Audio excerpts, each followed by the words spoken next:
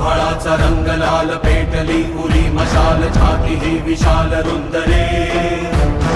आभाळाचा रंग लाल पेटली उरी मशाल छाती ही विशाल रुंदरे पोलादाचे हे शरीर हात पाय आणि शिर पेटुनी उठे अधीर रे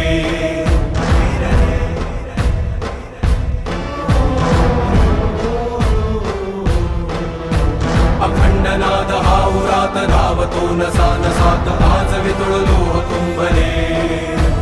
अखंडनाद हा उरात धावतो नसा नसात आज वितुळलो कुंभले